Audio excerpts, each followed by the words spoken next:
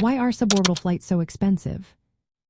Imagine soaring just above the atmosphere, feeling weightless for a few minutes, and then coming back down. That's what suborbital flights offer, but why do they cost so much? Well, it all comes down to the high costs of making these flights happen. Building a spacecraft that can reach the edge of space, which is about 80 kilometers above sea level, is no small feat. These vehicles need powerful engines, special materials that can handle extreme heat and stress, and safety systems that are tested extensively. Developing such technology takes years and millions of dollars. Reusability is a big part of the puzzle. Companies are working on spaceplanes that can fly multiple times, which could lower costs over time. But initially, designing and testing these reusable systems is very expensive. They need to be reliable enough to carry passengers safely, which means lots of testing, certification, and insurance costs. Every flight has to meet strict safety standards, adding to the expense.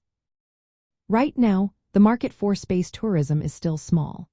Only a few companies are offering suborbital rides, and demand is mostly from wealthy travelers who can pay hundreds of thousands of dollars for a quick trip. Because there are so few flights, the costs are spread across fewer tickets, making each one more expensive. As more companies enter the scene and competition grows, prices should come down, just like what happened with commercial airline tickets over the years. Operational costs also play a role. Launch sites need special facilities, trained staff, and regulatory approvals, all of which add to the price. Each launch requires careful planning and setup, which doesn't come cheap.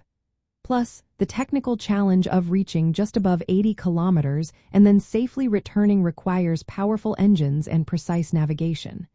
This complexity adds to the overall cost.